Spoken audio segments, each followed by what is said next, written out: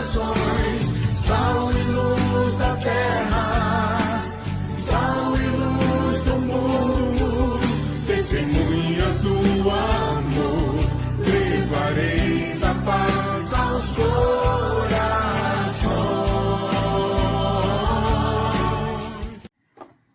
A paz de Jesus, irmãos e irmãs, sou Fábio André, coordenador arquidiocesano do Ministério de Fé e Política da RCC de Salvador.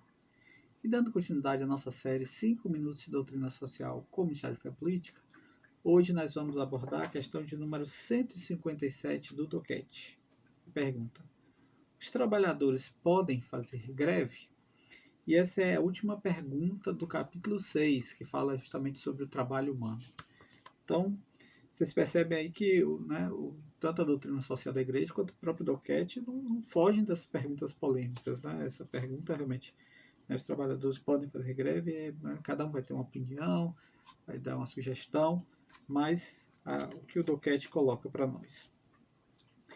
Trabalhadores e empregadores seguem em parte interesses opostos, como quando se trata do montante do salário ou da duração do tempo de trabalho. Para regular essas questões de um modo satisfatório para ambas as partes, são necessárias negociações entre ambos os lados. Os trabalhadores são, então, representados pelos seus sindicatos. A greve é um importante meio que os sindicatos têm para colocar sob pressão o lado dos patrões nestas negociações. Este meio é legítimo se for pacífico e somente usado para a melhoria dos salários e das condições de trabalho. A greve não deve, portanto, estar em contradição com o bem comum. Serviços necessários para a convivência das pessoas, por exemplo, a polícia, os bombeiros, assistência aos doentes, nunca deveriam ser prejudicados por greves.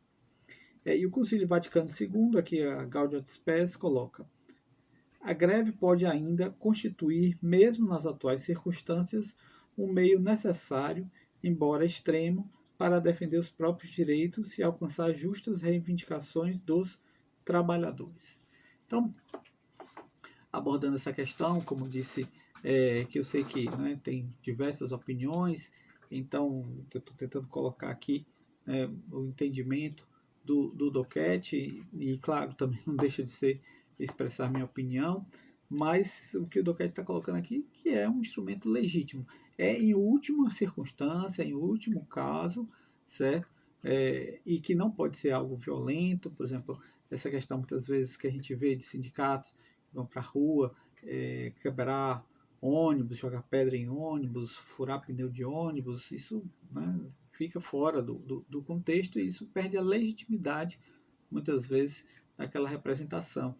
Então, a sociedade muitas vezes vai entender o justo direito das categorias de reivindicar melhores salários, mas se parte para esses extremos de violência, de agressividade, de não permitir que muitas vezes outros trabalhadores que querem ou necessitam continuar trabalhando sejam coagidos pela violência, então aquele sindicato, aquele grupo de trabalhadores vai perdendo a sua legitimidade, vai perdendo a sua relevância naquele papel.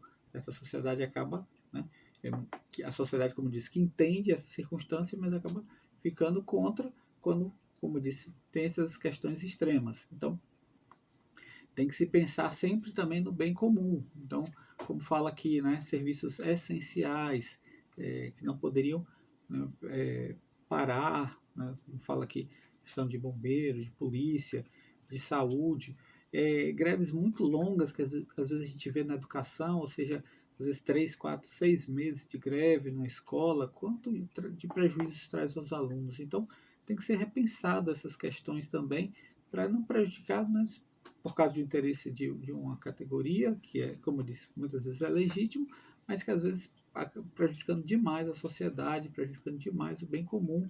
Então, tem que pensar de outras formas. Por exemplo, a própria greve dos transportes, em vez de greve, paralisações de 1 hora, 2 horas, às vezes pensa, mas só isso não vai adiantar. Não, mas isso é importante para chamar a atenção da sociedade e não traz tanto prejuízo. Certo?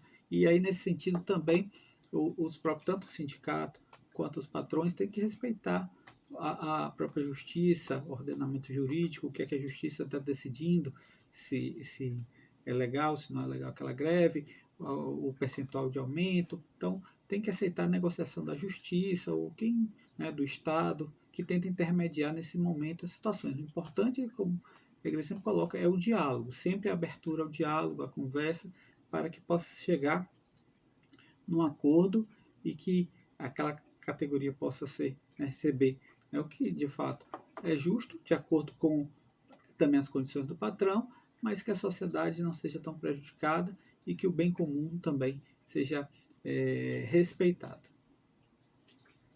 Se você gostou desse vídeo, então curta, compartilhe, comente, divulgue nas suas redes sociais e se inscreva no nosso canal do YouTube da RCC Salvador. Deus te abençoe. Sal e luz da terra, sal e luz do mundo, testemunhas do amor, levareis a paz aos corações.